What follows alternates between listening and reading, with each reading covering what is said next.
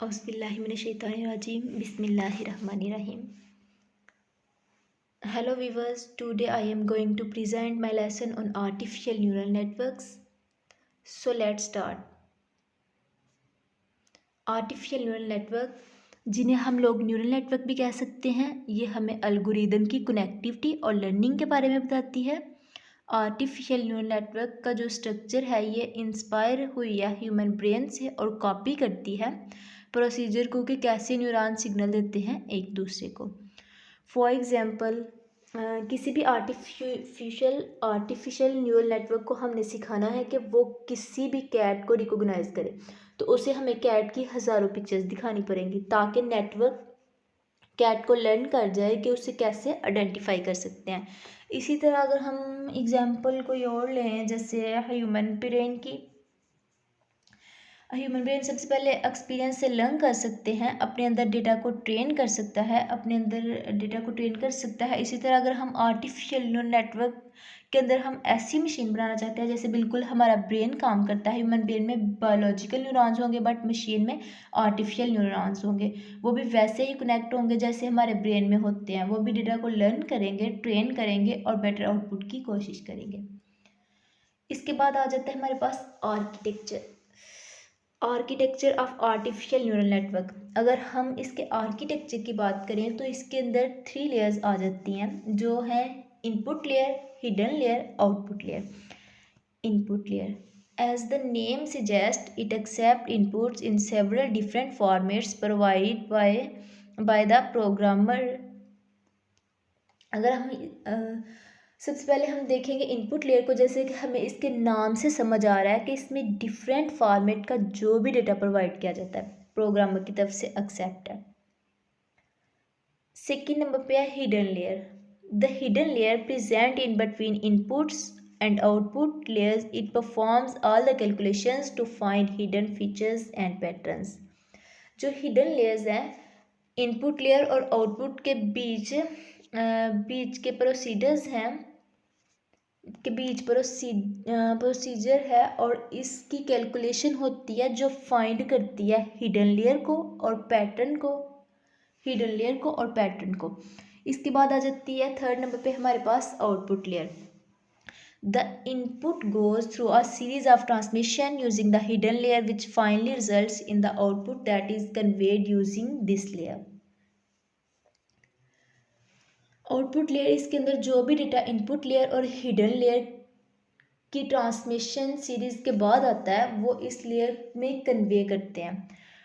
जैसे सबसे पहले हम कोई डेटा लेते हैं तो इनपुट लेयर में इनपुट लेयर आउटपुट देता है हिडन लेयर को, और जो आउटपुट रिसीव होती है हिडन लेयर को वो आउटपुट लेयर में एज अ इनपुट यूज़ होती है, और जो फाइनली आउटपुट होती है ना वो आउटपुट लेयर में होती है। आगे देखते हैं हम working of neural network. Artificial neural network और बायोलॉजिकल ब्रेन की वर्किंग एक दूसरे से भी बहुत सिमिलर है। जिस तरह दिमाग में न्यूरॉन्स होते हैं और वो एक दूसरे से कनेक्टेड होते हैं ताकि वो अपना मैसेज कन्वे कर सके, इसी तरह न्यूरल नेटवर्क भी डेटा कन्वे करते हैं लेयर्स में। जैसे ये इनपुट्स दी हुई हैं x1, x2, x3, आगे उनके वेट्स दिए हुए हैं और ये ट्रांसफ़र फंक्शंस और एक्टिवेशन फंक्शन ये सम अप करके हमें आउटपुट देते हैं। आगे हम देखते हैं इनकी एप्लीकेशंस को। एप्लीकेशन है हमारे पास feed forward neural network, conventional neural network, modular neural network, radial base function neural network, recurrent neural network. सबसे पहले हम देखते हैं feed forward neural network. Feed forward neural network एक बेसिक आर्टिफिशियल न्यूरल नेटवर्क है। इसमें डेटा को input provide करता है और वो सिंगल डायरेक्शन में ट्रैवल करता है। जो डेटा होता है वो आर्टिफिशियल न्यूरल नेटवर्क में इनपुट लेयर में जाता है पहले और फिर एग्जिट करता है आउटपुट लेयर से, और हिडन एग्जिट कर भी सकती है और नहीं भी। फीड फॉरवर्ड में पहली के अंदर इनपुट मैप किया जाता है रेडियल बेसिस फंक्शंस में, हिडन के अंदर फिर आउटर लेयर कंप्यूट होती है और नेक्स्ट स्टेप में आउटपुट मिल जाती है। इसके बाद है recurrent neural network. Recurrent neural network ये कहता है कि जो आउटपुट लेयर आती है, इस आउटपुट को दोबारा इनपुट लेयर में डालना चाहिए ताकि लेयर की बेहतर आउटकम आ सके। इसकी जो फर्स्ट लेयर है वो सिमिलर है फीड फॉरवर्ड न्यूरल नेटवर्क से, और रिकरेंट न्यूरल नेटवर्क स्टार्ट होता है जब फर्स्ट लेयर का आउटपुट कंप्यूट हो जाए।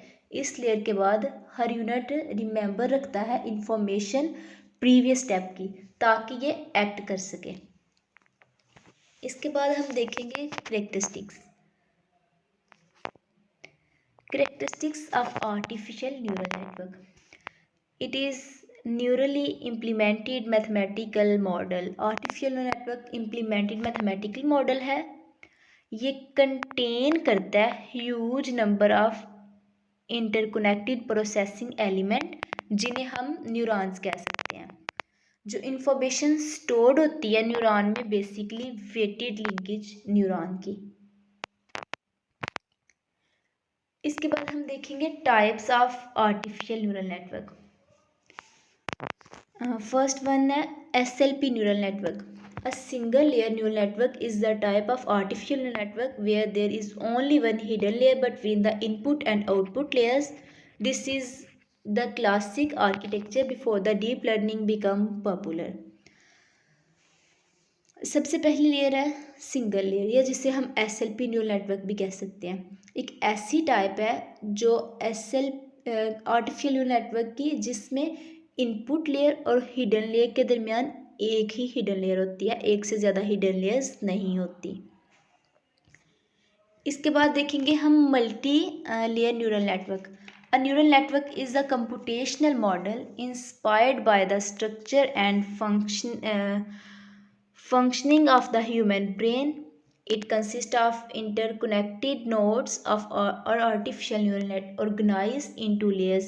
Neural network are a fundamental component of machine learning, particularly in the subfield of the deep learning. Second type है हमारे पास मल्टीलेयर न्यूरल नेटवर्क। जो न्यूरल नेटवर्क है, ये एक ऐसा मॉडल है जो इंस्पायर हुआ है ह्यूमन ब्रेन के फंक्शन से, और ये कंसिस्ट करता है इंटरकनेक्टेड नोड से और ऑर्गेनाइज है लेयर्स में। इसके बाद है multi layer perceptrons.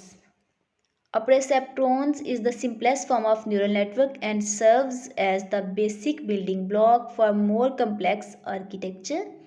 It was introduced by Frank Rosenblatt in 1957 and represented a single layer neural network.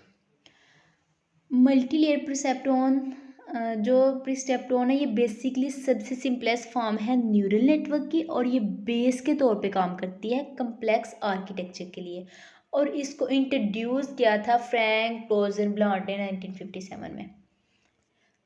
आगे हमारे पास फीड फॉरवर्ड न्यूरल नेटवर्क। इसको हम feed forward artificial neural network भी कह सकते हैं, या फिर मल्टी लेयर परसेप्ट्रॉन भी कह सकते हैं। और इसकी जो बेसिक करेक्टरिस्टिक्स हैं वो ये हैं कि इंफॉर्मेशन का फ्लो करती है सिंगल डायरेक्शन में। इनपुट लेयर्स होते हैं एक या एक से ज़्यादा हिडन लेयर्स से आउटपुट लेयर तक विदाउट किसी साइकिल या लूप से। इसके बाद हम देखेंगे advantage. Ability to handle complex data. सबसे पहला एडवांटेज ये है कि इसके अंदर एबिलिटी होती है कि ये कम्प्लेक्स डेटा को हैंडल कर सके। सेकंड पे है इसके अंदर नॉन लीनियर मॉडलिंग कैपेबिलिटीज़ होती हैं। थर्ड पे है ये अडॉप्ट करता है और लर्न भी करता है कैपेबिलिटीज़ को।